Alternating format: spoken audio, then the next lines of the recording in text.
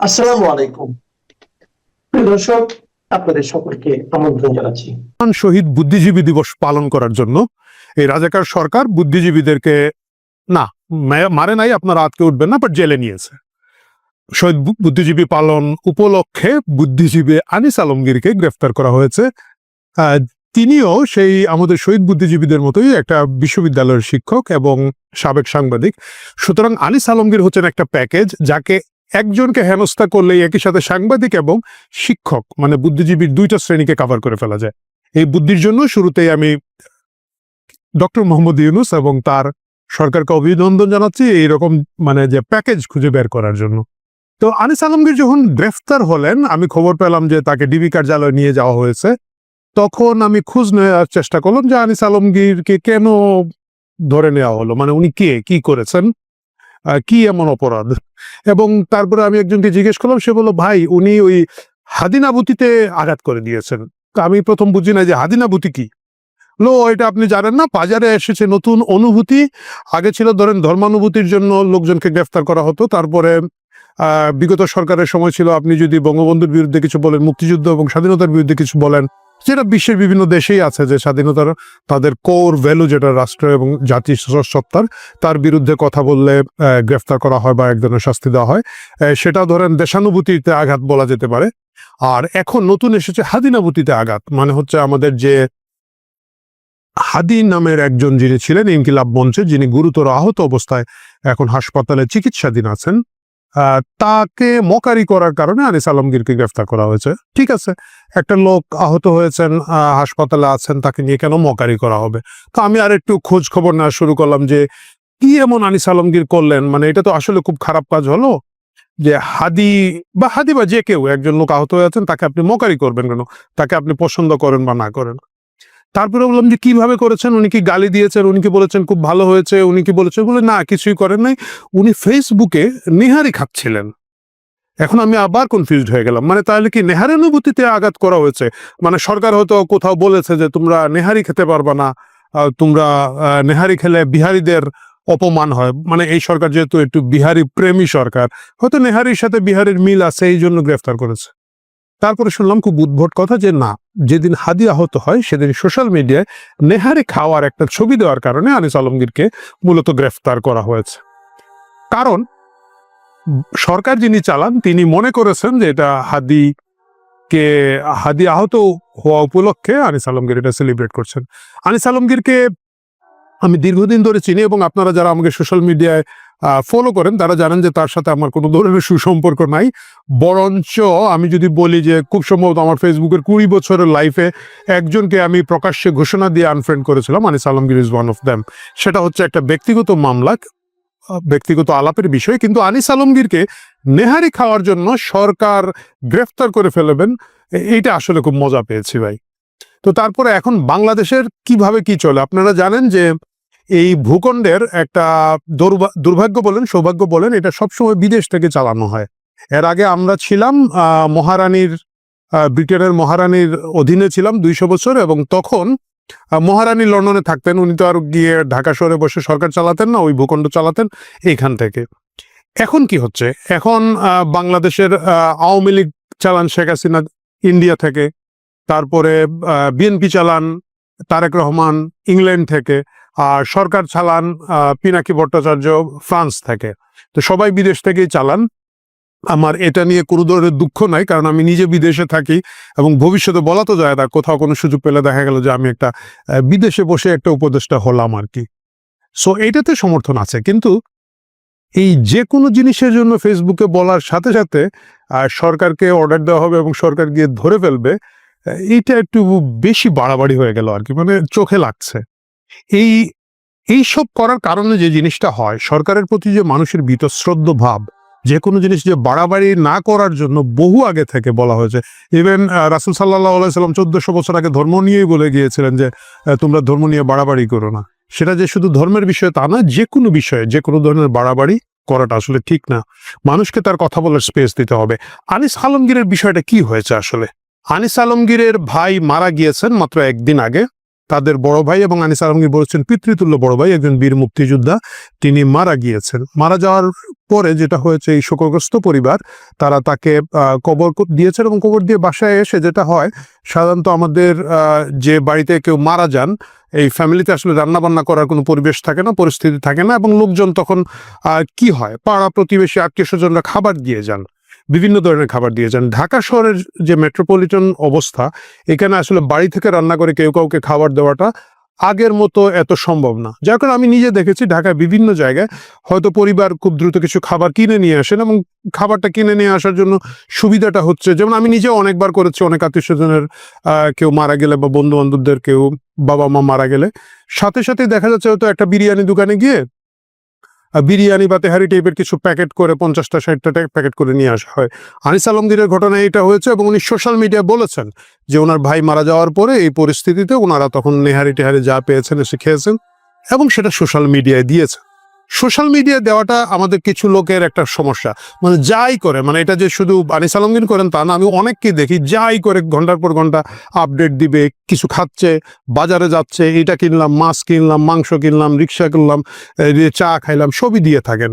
এটা কিছু মানুষের অভ্যাস। এখন আমার আপনার নাই, আরেকজনের আছে, এটা তো আর আমরা সেটা হয়তো আপনার পছন্দ না হতে পারে, কিন্তু আমরা তো এটার জন্য কাউকে জেলে ফেলে ঢুকে ফেলতে পারি না। কিন্তু কোনো না কোনো কারণে ডক্টর মোহাম্মদ ইউনূসের এবং তার লোকজনের ধারণা হয়েছে, বা ডক্টর ইউনূসের যিনি বস আছেন সেই সব ইউটিউবারদের ধারণা হয়েছে যে আনিস আলমগীর তেহারি খাওয়ার মাধ্যমে একটা বিহারি অনুভূতিতে আঘাত করেন নাই, বাট উনি একটা বড় পাপ করেছেন। এই পাপের কারণে তাকে ডিবি কার্যালয়ে ডেকে নিয়ে গিয়ে হয়েছে। আগের সরকারের সময় তাও ডিবিতে গেলে হাউন আঙ্কেল কিছু খাওয়া দাওয়া দিত। আমার ধারণা এখনকার ডিবি এইটাও করে না, মানে পরিস্থিতি তো সব জায়গায় একটু খারাপ হয়েছে। এই বিষয়ে স্বরাষ্ট্র উপদেষ্টাকে আমরা জিজ্ঞেস করলে বলবো, আর এটা আগের পেঁয়াজের দাম 33 টাকা না 43 টাকা, কতজন বেড়ে গেছে ভাই? আমি বিদেশে আছি, আমি জানি না। পেঁয়াজের দাম বেড়ে গেছে, আমি আপনার আছেন আনিস আলমগীর নিয়ে। কথা সত্য। এই দেশের স্বরাষ্ট্র মন্ত্রণালয় পেঁয়াজের মূল্য নিয়ে যেভাবে চিন্তিত, অন্য কিছু নিয়ে চিন্তিত না।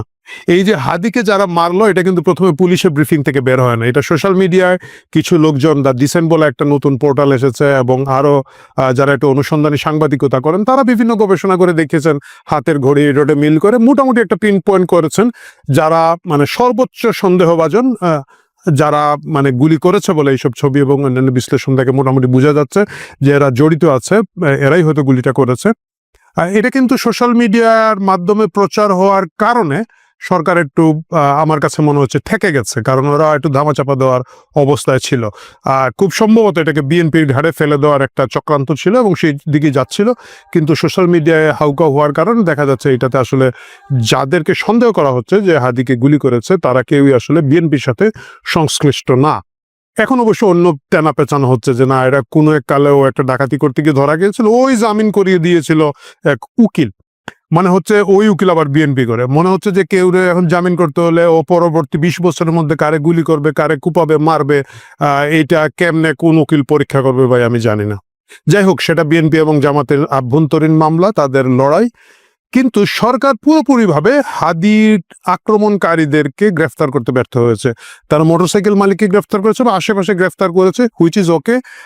সেটার জন্য আমি সরকারকে বলতে পারি যে তারা একটা চেষ্টা করছে, কিন্তু মূল কিলার কে ছিল, কারা ছিল, তাদের ছবি বিভিন্ন জায়গায় আসছে, অনেকে দাবি করছেন তারা ইতিমধ্যে দেশের সীমান্ত দিয়ে পার হয়ে গিয়েছে, এবং সেটা 24 ঘন্টার মধ্যে পার হয়ে গেছে। এত বড় একটা আলোচিত ঘটনায় সরকার কিভাবে সীমান্ত দিয়ে লোকজন পার হয়ে গেল, যদি গিয়ে থাকে বা দেশের ভিতরে থাকলে আজকে তথ্য প্রযুক্তির যুগে কেন তাদেরকে গ্রেফতার করা হয় নাই, এই জবাব না দেওয়ার জন্য, এইটা ধামাচাপা দেওয়ার জন্য কোথা থেকে এসে আনিস আলমগীরকে গ্রেফতার করা হয়েছে। আনিস আলমগীরের উপরের এই নির্যাতন, এই নিপীড়ন, যে লোকটার মাত্র আগের দিন বড় ভাই মারা গিয়েছেন, তাকে কোনো কারণ ছাড়া নেহারি খাওয়ার জন্য পৃথিবীর বুকে একমাত্র সাংবাদিক, এটা নিন্দা জানাই। আনিস আলমগীরের একটা ঘটনা আছে, উনি ইরাকে যখন যুদ্ধ হয় সাদ্দাম হোসেনের সময়, সাদ্দাম হোসেনকে উচ্ছেদ করার জন্য যে যুদ্ধ হয়, তখন বাংলাদেশের একমাত্র সাংবাদিক ছিলেন যিনি ইরাক যুদ্ধটা অনফিল্ড কাভার করেছিলেন, ইরাকে বাগদাদে বসে কাভার করেছিলেন। আনিস আলমগীরের ভাগ্যে এখন সেই তকমার বাইরে নতুন তকমা আসলো, বিশ্বের একমাত্র সাংবাদিক যিনি নেহারি খাওয়ার জন্য গ্রেফতার হয়েছেন। আমি জানি তাকে এখন অনেকগুলা জুলাই হত্যা মামলা টামলা ঢুকিয়ে দিবে, বিভিন্ন মাংস বাইরা, মানে আপনারা জানেন কাদের কথা বলছি, বলবে 10 লাখ দাও, 15 লাখ টাকা দাও, নাম কাটিয়ে দিচ্ছি। এই গ্রেফতার বাণিজ্য, এই জামিন বাণিজ্য আনিস আলমগীরের ক্ষেত্রে হয়তো হবে। আর সেটা জানি না, হয়তো কিছু দুর্নীতি মামলা টামলা এখন তার নামে বেরোবে, তিনি যে দোষর এটা কোনো না কোনোভাবে প্রমাণ করা হবে, কিন্তু ইতিহাসে রয়ে যাবে নেহারি খাওয়ার অপরাধে বিশ্বে একজন সাংবাদিকই গ্রেফতার হয়েছিলেন, তিনি আনিস আলমগীর। আনিস আলমগীর, আপনাকে অভিনন্দন, আপনি একটা নতুন তকমা পেয়েছেন। এবং ডক্টর মোহাম্মদ ইউনূস সহ এই নিপীড়ক সরকারের প্রত্যেকটা লোকের উপরে থুতু, এই নির্যাতনের জন্য নিন্দা, এই নির্যাতনের জন্য তাদের প্রতি আমাদের একরাশ ঘৃণা। হ্যালো লালবাদুরের দেশ, কি অবস্থা? আজকে 15 দিনের বেশি হয়েছে আমাদের বেজি পেয়ারে বেজি এফআর কেয়ারে ভর্তি। তো আমি দেখলাম যে বেজিকে নিয়ে আমার প্রথম ভিডিও বানাইছিলাম 2 সপ্তাহ আগে। 2 সপ্তাহের মধ্যে কাতারের ভাতারের প্লেন আসি করেও এলো না, নষ্ট হয়ে গেল, এরপরে ডেট নিল, তারপরেও আসলো না। এক রোববার থেকে পার হয়ে আরেক রোববার পার হয়ে আরেক রোববার চলে আসছে, মানে মোটমাট 15 দিন হয়ে গেছে। এখন পর্যন্ত কাতারের ভাতারের প্লেন আসলো না, তার লন্ডন যাওয়াও হইল না, তার চিকিৎসা সংক্রান্ত আপডেট আমরা গত 2-3 দিন যাবৎ নিউজ ফিডেও পাচ্ছি না। কি অদ্ভুত! দেশবাসী যেখানে উদ্বেল হয়েছিল, উন্মুখ হয়েছিল বেজির হেলথ আপডেট জানার জন্য, এখন তার কোনো নিউজ পেপারে নাই, কোনো নিউজ চ্যানেলে নাই। কি অদ্ভুত না? এদিকে দেখেন আমাদের শাওয়াহাদির শাওয়া মাওয়া তো ছিটতে পারে নাই, তার শাওয়া অবশ্য কানের এখানে, তার নাকি মাথায় গুলি লেগেছে। তখন মাথায় গুলি লাগলে যেটা আমরা জানি, প্রথমেই মাথার কামাইয়া ফেলায়, বালগুলা ফেলে দেয়, ফেলে তারপর যে কোনো ধরনের ট্রিটমেন্ট প্রসিজার শুরু হয় মাথায়। তার দেখলাম মাথায় ঝাঁকড়া চুল যেরকম সেরকমই আছে, একমাত্র ডিফারেন্স হচ্ছে বাংলা সিনেমার মতো কপালে একটা ব্যান্ডেজ, যদিও সেখানে লাল ফোঁটা দিতে ভুলে গেছে শুটিং এর ইউনিটের লোকজন। মজার ব্যাপারটা কি, তার যে বাইকে চড়ার যে লোক ছেলে দুটা তাকে শুট করছে, সেইগুলা আবার গত বছর 17 নভেম্বর চাঁদাবাজি করতে গিয়ে 17 লাখ, গুলশানে 17 লাখ টাকা চাঁদাবাজি করতে গিয়ে ধরা খাইছিল সেই ফরহাদ ছেলেটা। সেই ফরহাদ ছেলেটা আবার তার ক্লোজ, সে নাকি চিনতে পারে নাই, তার সাথে উঠা বসা সবই হয়েছে।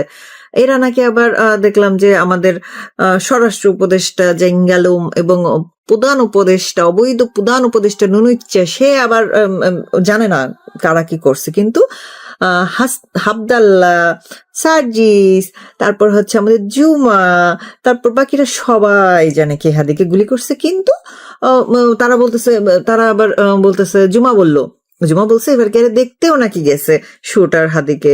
আবার হচ্ছে স্বরাষ্ট্র উপদেষ্টা বলতেছে না, ওদের ছেড়ে চলে গেছে দেশেই, আমরা জানি না কে। আবার একদল বলতেছে ও ইন্ডিয়া চলে গেছে, আবার ডিএমপি কমিশনার বলতেছে না, ও ইন্ডিয়া যায় নাই, এরকম কোনো তথ্য আমাদের কাছে নাই।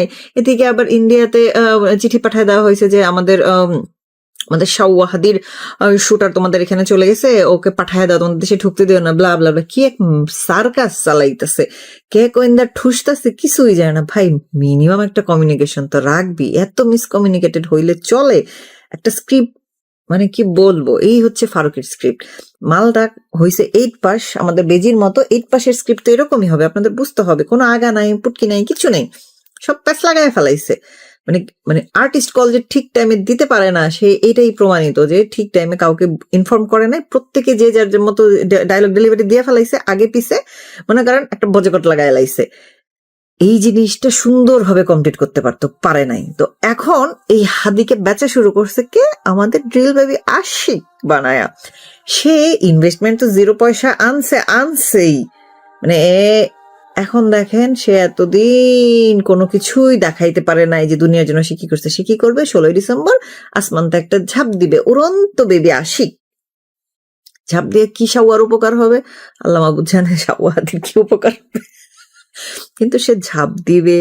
ঝাঁপ দিয়া সে ইনভেস্টমেন্ট তো 1 বছর ধরে আনতেই আছে, দেখতেই আছি আমরা, আসতেই আছে। এত ইনভেস্টমেন্ট আসছে রে ভাই, আমাদের আশিক বানায় এত খালি মনে করেন ইনভেস্টমেন্টের বন্যা বসায় দিছে দেশে। মাঝখানে আমরা কই যেন দেখছিলাম যে 6 মাসের মধ্যে দেশে একদম চাকরির বন্যা বয়ে যাবে, এত ইনভেস্টমেন্ট আসবে, কহতব্য না। সে ইনভেস্টমেন্ট কোথায়? হ্যাঁ, সে তো ঝাপাই যাচ্ছে। ইনভেস্টমেন্ট আসার তো কোনো নাম গন্ধ নাই, 1 টাকার ইনভেস্টমেন্টে তো আসে নাই। তাহলে এটা কি ধরনের, মানে এত যোগ্য লোক 59 সেকেন্ডের কল পেয়ে দেশের কি উপকারটা করলো ফোন মারা ছাড়া? আমি তো কিছু দেখলাম না। আমি তো কোনো উপকার দেখতে পাচ্ছি না, সে একমাত্র ফোন মেরেই যাচ্ছে, আর কিছুই করতেছে না। সে সাকসেসফুলি বন্দর হ্যান্ড ওভার করে দিছে, এটাই তার একমাত্র সাকসেস, যে প্রজেক্ট নিয়ে সে আসছে বেসিক্যালি। এইটার সাফল্য আমি দিব, ক্রেডিট দিব আমি হচ্ছে নুনুসকে। সে নিজে এক বিশ্ব বাটপার, দুনিয়াতে সারা দুনিয়াতে ছাইকা বিশ্ব বাটপার গুলারে তার পাশেই না বসাইছে। এটাই হইছে তার একমাত্র সাফল্য। এবং আপনাদের যাদের খুব প্যারের নুনুস, তারা নুনুসকে 50 বছর রাখেন, কোনো সমস্যা নাই। এই যে বাটপার জন আপনাদের কাঁধে কাঁঠাল ভেঙে, কাঁধে না তো সরি, মুখের উপর কাঁঠাল ভেঙে খাইতেছে, আর কষ্ট তোমাদের মুখে লাগতেছে, তোমরা সেই খুশিতে সেই কষ্ট চেটে চেটে বলতেছে আহা কি সুখ, আহা কি সুখ।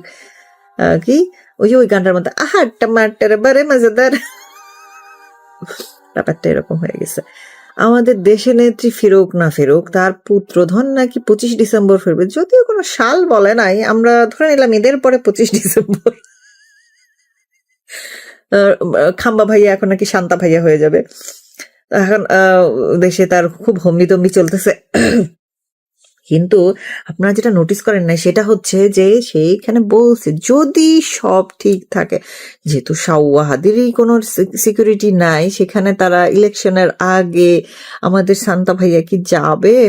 এই প্রশ্নটা জাতির কাছে রেখে যাচ্ছি, জাতি উত্তর দিক, শান্তা ভাইয়া যাবে কিনা। আর বেজির হেলথ আপডেট নাই কেন কয়দিন ধরে নিউজ ফিডে? মানে জুবাইদা যখন আসলো, জুবাইদা হাসে কখন, কাঁদে কখন, পাদে কখন, সব আপডেট দিচ্ছিল, এখন কেন নাই? কি সমস্যা? আর এবার কে একবার যে ঢুকছে রে ভাই, এত মনে করেন আস্থা হয়ে ফেরত আসবে না? আমার বিলিভ হয় না, আমার একেবারেই বিলিভ হয় না।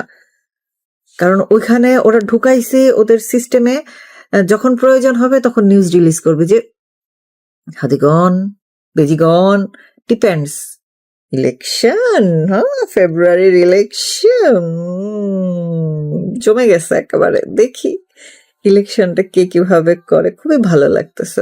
আজকে দেখলাম আমাদের বিকাশ নাহিদ বলতেছে 71 সালে 14ই ডিসেম্বর যে বুদ্ধিজীবীদের হত্যা করা হয়েছে, স্বাধীনতাকামী তাদের শ্রদ্ধা জানাইতে আসছি। সেটা আমরা 24 সালের জুলাইয়ের আগস্টেও দেখছি যে সব বুদ্ধিজীবীরা আমাদের সাথে ছিলেন না, সেরকম স্বাধীনতা ছিল, মানে কি যে একটা হসপস কইলো বুঝলাম না আমি। 1971 সালের বুদ্ধিজীবীরা মুক্তিযুদ্ধের পক্ষে ছিল না, তোরে কে কইছে? পক্ষে যদি না থাকলো তাহলে এতগুলো মারছে কি জন্য? খুশিতে ঠেলায় গড়তে? হ্যাঁ, তোগো মতো আন্ডার থেকে ফুটতেই ওরা দেশ বেঁচে নাই, বুঝতে পারছস? এক একজন যে কৃতি মানুষ ছিলেন, তাদের মানে কি গুয়ের সমান তোরা হইতে পারবি না। তোরা আসছস ওদের নাম লইতে, হ্যাঁ, ওদের নাম নিয়ে তোর মুক্তিযুদ্ধের কথা কয়ে তোরা জুলাই আগস্টে আন্দোলন করলি পুরা 1.5 বছর ধরে, যে মুক্তিযুদ্ধের প্রত্যেকটা স্মৃতি স্মারক, মুক্তিযুদ্ধ জাদুঘর ধ্বংস করে দেওয়া হলো। কোথায় ছিলি রে সোনামাগিরা, কোথায়? এখন আসছিস মুক্তিযুদ্ধের গপ্প শোনাতে। আজকে 14 ডিসেম্বর, পরশুদিন 16 ডিসেম্বর, এই 2 দিন খেলে গেলে শোনাবি না, লাভ নেই। তো ওদের এই নাটক, প্রিয় নাটক সবাই ধরে ফেলে এখন, বুঝছো? এই যে শাওয়াহাদি নাটকটা যে তোরা করলি, স্ক্রিপ্টটা ফারুকে দিয়ে লেখা ভুল হয়েছে, বড় একটা ভুল হয়েছে। কারণ বেজির ইস্যু থাকার সময় তাকে যখন ঢুকানো হয়েছে, 2টা মিলে একটা বেড়াসারা লেগে গেছে, 2টার কোনো কন্টিনিউটি নাই। ফারুকিকে আরো উন্নত হইতে হবে, উন্নত প্রজাতির গাঁজা, উন্নত ব্র্যান্ডের গাঁজা খেয়ে তাকে নাটক লিখতে হবে, নাইলে এইভাবে প্রতিটা নাটক এভাবেই ফ্লপ খায় যাবে।